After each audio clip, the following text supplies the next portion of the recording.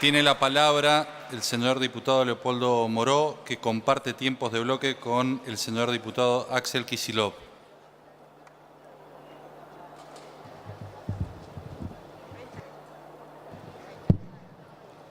Gracias, presidente. Todos sabemos que esta ley tiene una enorme complejidad desde el punto de vista de los temas que aborda, que no son solamente o que no es solamente la fórmula de la movilidad jubilatoria. Así que yo me voy a concentrar en algunos temas que hasta este momento no han sido abordados, y yo creo que no han sido abordados a propósito, presidente. Los quieren ocultar, los quieren hacer pasar desapercibidos detrás de la enumeración en el artículo 3º de una serie de leyes, incisos. ¿Vieron ustedes cuando alguien quiere ocultar algo, lo oculta detrás de la nomenclatura de leyes y de incisos, que hay que hacer un gran esfuerzo para saber de qué se está hablando? Así que me voy a concentrar particularmente, presidente, en la afectación, en la quita que esto va a provocar, no en los jubilados, sino en los futuros jubilados, en los actuales trabajadores. Y de paso le voy a preguntar a los diputados de las provincias que no son de Cambiemos si también esto forma parte del compromiso que adoptaron, porque yo puedo entender que hayan adoptado un compromiso vinculado a la necesidad de financiar en lo inmediato a las provincias para compensar la plata que se le saca a los jubilados para dársela a Vidal. Pero lo que no entiendo es si los gobernadores asumieron también, y sobre todo los que se dicen justicialistas, el compromiso de bajarle el haber inicial a los futuros jubilados, porque no llego a comprender de qué manera esto puede beneficiar a las provincias, salvo que algún gobernador participe ideológicamente con la idea de llevar adelante este punto que pide el Fondo Monetario Internacional. El diputado Lustó planteaba con toda razón que había que hacer una discusión integral en el Consejo de Sustentabilidad Previsional. Tiene razón, pero es ingenuo el planteo. No quieren hacer una discusión allí, porque lo están modificando desde hace tiempo a través de caballos de Troya que van introduciendo paulatinamente para llegar a cumplir con todos los compromisos del Fondo Monetario Internacional. Por eso no hay ninguna discusión en ese Consejo de Sustentabilidad y no la habrá jamás. El primer gran caballo de Troya que metieron es la Ley de Reparación Histórica, que terminó reparando la mitad de lo que decían que iba a reparar, pero sí logró darle un impacto fuerte al financiamiento del sistema. Un financiamiento que este gobierno está atacando sistemáticamente. En primer lugar, con la propia Ley de Reparación Histórica que imaginaron Quintana y Lopetegui. En segundo lugar, con la caída de los aportes de empleo formal, porque se ha ido para atrás el empleo formal. Y en esa ley ya venía contenida una primera modificación, que es la extensión de la edad de las mujeres a 65 años y la disminución del haber mínimo de los jubilados, que a través de la figurita de la pensión a la vejez redujeron en un 20%. Así que esa fue la primera etapa. Por supuesto, como dijimos el otro día en la comisión, esa ley, ese caballo de Troya, además de producir ese cambio en el sistema previsional, por supuesto también sirvió para que en la panza del caballo de Troya metieran a través del blanqueo la posibilidad, y me parece importante subrayarlo, en honor a los periodistas que han sido censurados para que esto no se conozca, metieron en el caballo de Troya el blanqueo que a través de un decreto inconstitucional que burló el Congreso de la Argentina le permitió al hermano del presidente blanquear 622 millones de pesos, a Alejandro Peña Brown blanquear 109 millones de pesos, a Nicky Caputo, no podía faltar el amigo del presidente del Alma, blanquear 465 millones de pesos, a Mauricio, no es Mauricio Macri, por lo menos hay otros que se llaman Mauricio, pero que también blanquean. Torino Ortiz, el yerno de Pablo Crusellas, el secretario legal y técnico de la presidencia, 353 millones de pesos. A Marcelo Midling, que alguien dice que una vez le compró la empresa Calcaterra, si es que era de Calcaterra y no seguía siendo del presidente, 770 millones de pesos. Todo esto sumado a lo que blanqueó la familia Aguada, 2.500 millones de pesos. O sea que no solamente le bajaron el haber inicial a los jubilados, no solamente extendieron la edad jubilatoria de la mujer, sino que de paso este grupo de lavadores de plata que durante años, encabezados por el presidente Macri, se pasaron tirando bolsos por la frontera argentina que caían en los jardines de Panamá, blanquearon la plata que tenían ilegalmente afuera. Ahora van a iniciar el ciclo otra vez, por eso se están endeudando, porque siempre los ciclos de endeudamiento de estos corruptos terminan en las sociedades offshore y ya habrá otro blanqueo que les permita blanquear este dinero. Es decir, entonces, presidente, estamos frente a un gobierno declaradamente corrupto y que además hoy le agregó la represión. Y ese gobierno quiere tener legitimidad para cambiar esta realidad de los jubilados. En esta ley vuelven a meter un caballo de Troya.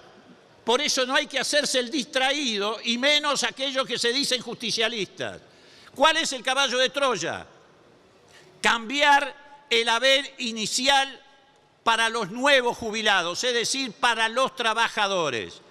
Modifican no solo la fórmula de actualización de jubilaciones, modifican la fórmula o el índice de corrección de quienes se van a jubilar si esta ley se aprueba después de esta aprobación.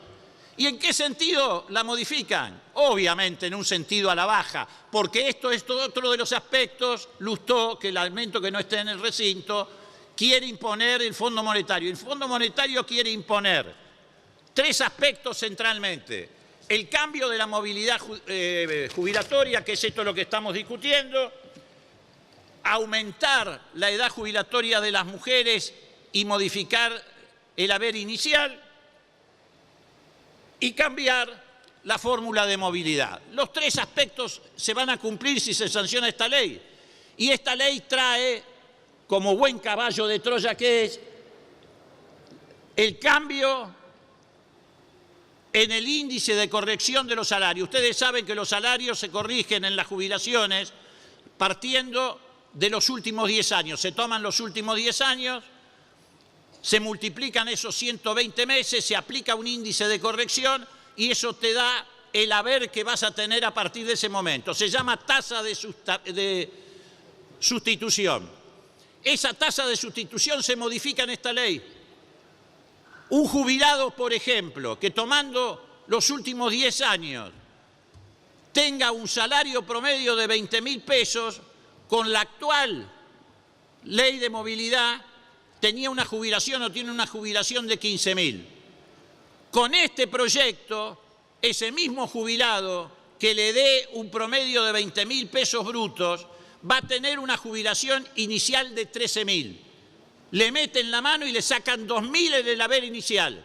Y el haber inicial, presidente, es para toda la vida. El haber inicial es la base sobre la cual se van después actualizando las jubilaciones. Le afanan 2.000 pesos de arranque.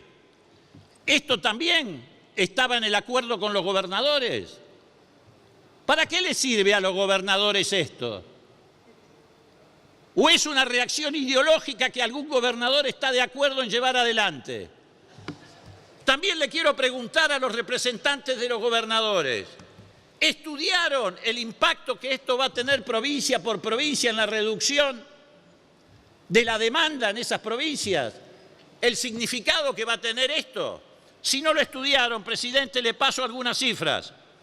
En la provincia de Misiones esto va a significar una caída en la demanda de 1.520 millones de pesos. Encima una provincia que está con la dificultad comercial de la competencia con Paraguay.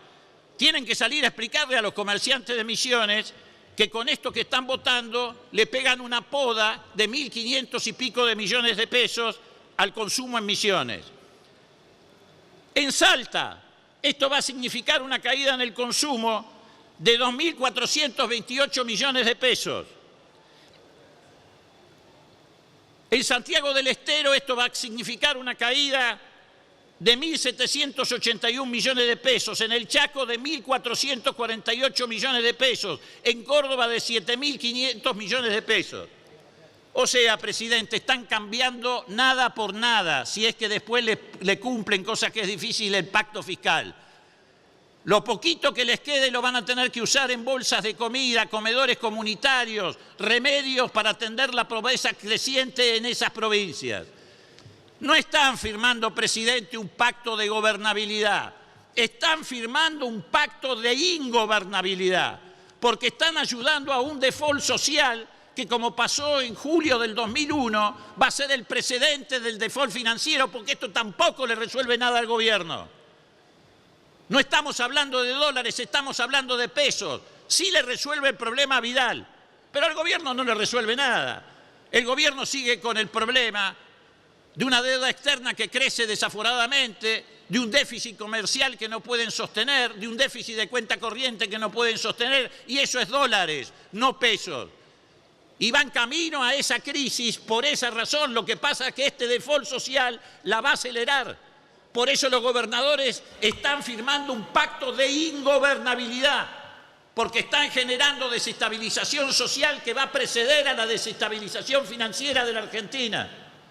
Y lo que es peor, presidente, también hoy decía el diputado Lustó, que me alegro haya vuelto al recinto, estas cosas tienen que resolver el problema de la gente desde el momento del nacimiento al momento de la muerte. Esto agrava esa realidad. Acosan a la gente desde el momento del nacimiento al momento de la muerte. Y si no, veamos.